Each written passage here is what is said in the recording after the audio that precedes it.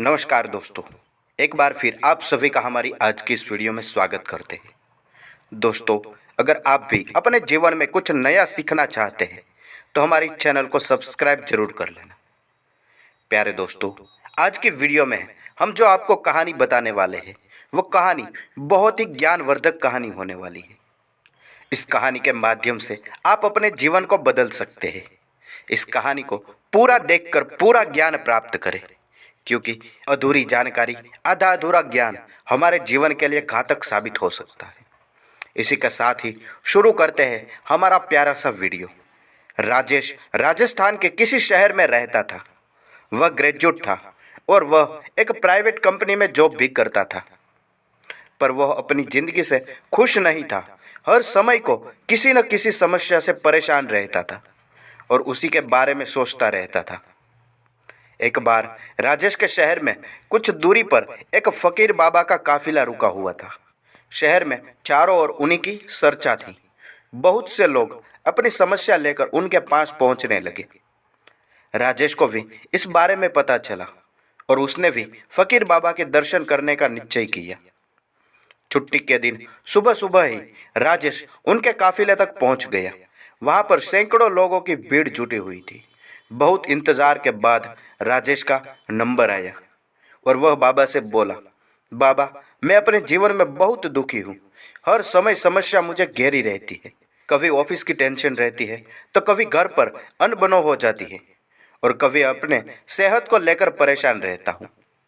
बाबा, कोई ऐसी उपाय बताओ कि मेरे जीवन से सभी समस्या खत्म हो जाए और मैं चैन से जी सकूं। बाबा मुस्कुराए और बोले, पुत्र, आज बहुत देर हो गई है। मैं तुम्हारे प्रश्न का उत्तर कल सुबह दूंगा, लेकिन क्या तुम मेरा एक छोटा सा काम करोगे? जरूर करूँगा, राजेश ने उत्साह के साथ बोला। देखो बेटा, हमारे काफिले में 100 ऊँट है और इनकी देखभाल करने वाला आज बीमार पड़ गया है। मैं चाहता हूँ कि आज रात तुम इनका ख्याल रखो और जब 100 के 100 ऊँट बैठ जाए तो तुम भी सो जाना। ऐसा कहते ही बाबा अपने तंबू में चले गए। अगली सुबह बाबा राजेश से मिलने पहुंचा और पूछा, कहो बेटा, नींद अच्छी आई? कहा बाबा, मैं तो एक पल भी नहीं सो पाया हूँ। मैंने बहुत कोशिश की पर मैं सभी ऊँटों को नहीं बैठा पाया। कोई ना कोई ऊँट खड़ा ही हो जाता था। राजेश दुखी होते हुए ऐसा बोला। मैं जानता था यही होगा। आज तक कभी ऐसा नहीं हुआ है कि ये सारे ऊँट एक साथ बैठ जाए, ऐसा बाबा ने कहा। राजेश नाराजगी के स्वर में बोला, तो फिर आपने मुझे ऐसा करने को क्यों कहा? बाबा बोले, बेटा, कल रात तुमने क्या अनुभव किया? यही ना कि चाहे कितनी भी कोशिश कर लो, सारे ऊँट एक साथ नहीं बैठ सकते हैं। तुम एक को बैठाओगे तो कहीं और दूसरा खड़ा हो जाएगा। इसी तरह तुम एक समस्या का समाधान करोगे तो किसी कारणवश दूसरी खड़ी हो जाएगी।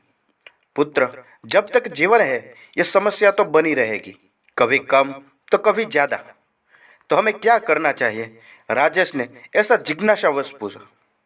इन समस्याओं के बावजूद जीवन का आनंद लेना सीखो। कल रात का क्या हुआ?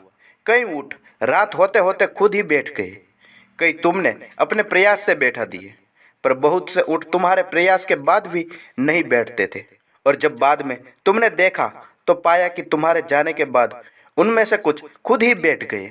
कुछ समझे, समस्या भी ऐसी ही होती है। कुछ तो अपने आप ही खत्म हो जाती है, कुछ को तो तुम प्रयास करके हल कर सकते हो और कुछ तुम्हारे बहुत कोशिश करने पर भी हल नहीं होती है। ऐसी समस्या को समय पर छोड़ दो। उचित समय पर वे खुद ही खत्म हो जाती है।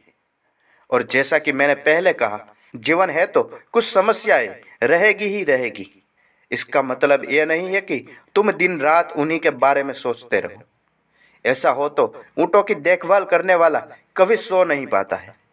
समस्याओं को एक तरफ रखो और जीवन का आनंद लो। चैन की नींद से सो। जब उनका समय आएगा वो खुद ही हल हो जाएगी। पुत्र, ईश्वर के दिए हुए आशीर्वाद के लिए धन्यवाद करना सीखो। पीड़ाएं खुद ही कम हो जाएगी। फकीर बाबा ने अपनी बात यहाँ पर पूरी कर दी। प्यारे दोस्तों, आपको भी ये कहानी से ये सीखने को मिलता है कि समस्या चाहे जैसी भी हो, समस्याओं के बावजूद जीवन का आनंद लेना सीखना चाहिए। अगर आपको भी यह कहानी पसंद आई है तो इस वीडियो को लाइक करके चैनल को सब्सक्राइब जरूर कर लेना। और इसी वीडियो को पूरा देखने के लिए आप सभी का बहुत बहुत धन्यवाद।